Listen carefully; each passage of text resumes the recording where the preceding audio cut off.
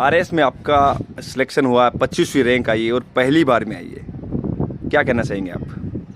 बहुत ज़्यादा खुशी है। अब उससे ज़्यादा तो मतलब मैं खुशी को बयान नहीं कर पा रहा हूँ। बहुत ज़्यादा खुश हूँ, काफ़ी खुश हूँ। घर वाले खुश हैं, उससे उसकी ज़्यादा खुशी है मुझे। घर वाले खुश है, इसकी ज़्यादा खुशी है। कितनी बार ट्राई कर चुके आप आरएस में? पहला प्रयास। पहला ही प्रयास है। तो कितनी तैयारी की थी, क्या तैयारी थी की थी, कहाँ तैयारी की थी, थोड़ा हमें विस्तार से बताएंगे। तैयारी मैंने जयपुर से की थी और वहाँ से मेरा एक साथ में रूममेट भी था, वो भी आरएस में सेलेक्ट हुआ है। तो हम दोनों साथ में तैयारी करते थे। दोनों हमारा रूटीन था लगभग 6 से 7 घंटे 8 घंटे लगभग इतना रूटीन पढ़ाई का बनता था।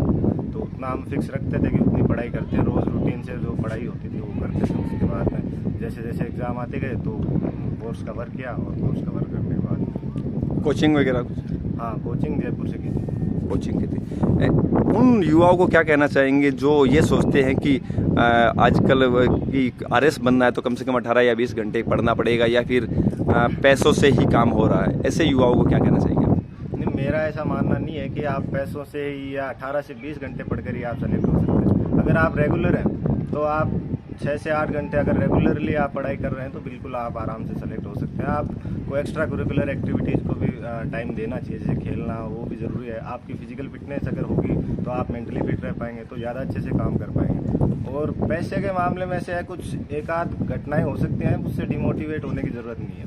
आराम से आप अपना लक्ष्य पे फोकस रखिए, आप मेहनत करेंगे तो बिल्कुल सक्सेस। आरएस चुनना आपके लिए मतलब कौन सी ऐसी घटना है कि जिससे आप आरएस में ही जाना चाहते हो? नहीं, मेरा रुझान इंजीनियरिंग के बाद में मेरा रुझान लगभग प्रशासनिक सेवाओं की ओर ही हो गया था, क्योंकि मेरे परिवार में कुछ जो मेरे मौसा जी हैं, मेरे मामा जी हैं, तो सभी वो सिविल सर्विसेज में थे। तो उनको देखकर मेरा अट्रैक्शन और बढ़ गया। तो फिर उसके बाद धीरे धीरे मैंने भी कहा कि इसको शुरू करता हूँ। तो जैसे जैसे मैंने उसकी तैयारी शुरू की तो मैंने वो सफ़र एंजॉय करना शुरू कर दिया। उसके बाद में आगे कुछ आईएएस या फिर कुछ? अभी तक तो नहीं सोचा है, कभी तो खैर इस पल को एंजॉय कर रहा हूँ मैं। बाकी देखेंगे आगे, हो सकता है अगर तैयारी कर भी सकता हूँ, अभी कुछ डिसाइड नहीं है। नहीं, अगर आपको अच्छी पोस्ट मिली आरएएस में तो फिर आप क्या करना चाहोगे आम लोगों के लिए? आम लोगों के लिए जो भी होंगी, पहले तो क्षेत्र की जो भी समस्याएं होती हैं उनका पता करूंगा, जो भी होगा, और उन समस्याओं को दूर करने की कोशिश करूंगा। उन लोगों के लिए आप क्या फाइनली संदेश देना चाहेंगे जो आरएस में फिलहाल तैयारी कर रहे हैं? बिल्कुल आप लगन से लगे रहिए। आरएस की प्रक्रिया थोड़ी लंबी रहती है, 3-4 साल भी कई बार लग जाते हैं, तो बच्चे डिमोटिवेट हो जाते हैं। तो डिमोटिवेट होने की ज़रूरत नहीं है आपको। आप मेहनत करते रहिए तो बिल्कुल आप सक्सेसफुल होंगे।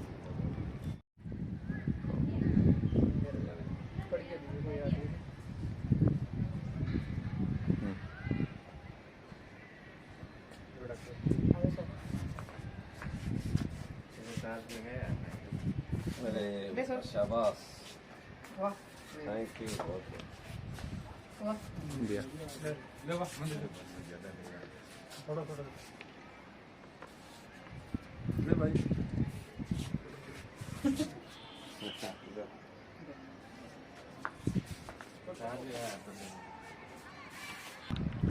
जी, इसने एग्ज़ाम दी थी।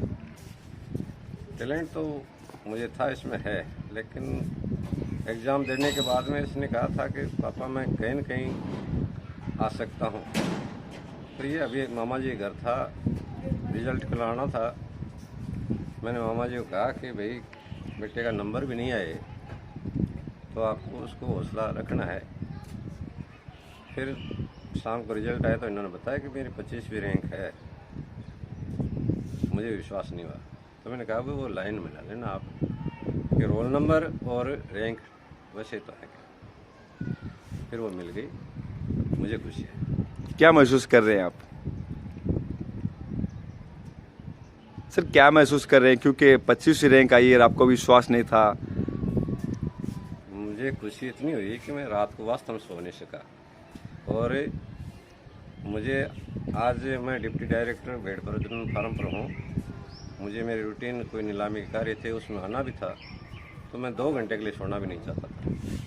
लोगों से बात करना, मुझे विश्वास नहीं हुआ कि ये फर्स्ट चांस में और ये इतनी अच्छी रैंक लिया। सर, क्या आप कहना चाहोगे उन बच्चों के माँ बाप को जो जिनके बच्चे हैं वो आरएस की तैयारी कर रहे हैं?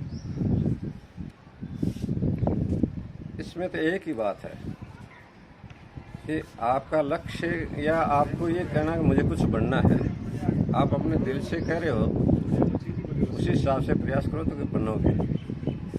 एकेडमिक रूप से मैंने देखा है कल्पित नॉर्मली चलता था, कोई ज़्यादा बहुत हायर मार्क्स नहीं लाता था। हम भी नहीं कहते थे कि भाई तू ज़्यादा नंबर ला, तेरा जीवन जी। फिर इसने बीटेक किया कंप्यूटर साइंस से। उसने कहा पापा मैं प्राइवेट जॉब नहीं करना चाहता, मुझे एक मौका, एक बार जयपुर और जाने दो। तो इसने तैयारी की और मुझे विश्वास नहीं था, लेकिन इसका मतलब तैयारी करने से सब कुछ मिलता है। तैयारी करने से सब कुछ मिलता है। इसके अलावा भी कल्पित जी कुछ और कर रहे हैं क्या? कल्पित जी मल्टी डायमेंशनल है। कभी कभी मुझे उससे ईर्ष्या भी होती है कि मैं भी अपने आप में खेल कूद हर चीज़ों में ये ठीक था, लेकिन ये मेरे से कम नहीं है। और इसने जैसे क्रिकेट और सभी जो अपने मित्र होते हैं ना, तो इसको ये नहीं है कि मैं बड़ा हूँ छोटा, बड़ा तो खैर चलो ये बना या नहीं बना, लेकिन पहले भी इसने कभी इस चीज़ का एहसास ही नहीं होने दिया कि अगले का स्तर 8वीं पास है, 9वीं पास है या कोई बुजुर्ग है, सबके साथ अच्छा ये व्यवहार। सबसे पहले तो मैं कल्पित और कल्पित के पूरे परिवार को इस सफलता के लिए बधाई देता हूं। और ये मैं एक खुशी जो कल्पित ने दी है युवा पीढ़ी के लिए, एक प्रेरणा का स्रोत जो कल्पित बना है, ये अपने आप में एक बहुत बड़ी चीज़ है। आज हमारे यहाँ जो भी युवा हैं, आसपास के जो युवा हैं, वो कल्पित को देख के और जो मोटिवेट होंगे, उससे निश्चित रूप से आने वाले भविष्य में इस तरह की सफलताएं हमें और देखने को मिलेंगी। ये इतनी बड़ी एग्ज़ाम है और इस एग्ज़ाम में विधानसभा क्षेत्र या शहर से कोई वो नहीं हो सकता है कि कितने युवा निकलते हैं कितने नहीं निकलते हैं, क्योंकि यहाँ सीटें सीमित होती हैं। लेकिन कल्पित ने जिस ढंग से लगन से मेहनत की और जिस ढंग से अपना ये है कि बीटेक करने के बाद में एक सेक्टर चुना कि नहीं मुझे सिविल सर्विसेज में ही जाना है, और कल्पित अपने गोल के प्रति मतलब एक निश्चित था कि मुझे इतने घंटे पढ़ना है, मुझे एक्सरसाइज करनी है, मुझे खेलना है। क्योंकि कल्पित को मैंने कभी ये नहीं देखा कि वो सारे दिन किताबें लेके बैठा हो। सुबह सुबह जब मैं दूध लाने जाता हूँ तो मैं रोज़ देखता हूँ कि कल्पित दौड़ता हुआ आता है।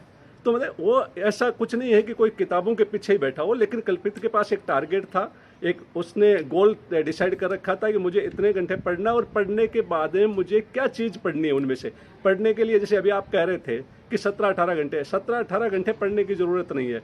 पढ़ने की ज़रूरत है कि जो चीज़ें आपकी एग्ज़ाम में आने वाली हैं उनका आप सिलेक्शन कैसे करते हो और उनके ऊपर कितनी ईमानदारी से आप मेहनत करते हो।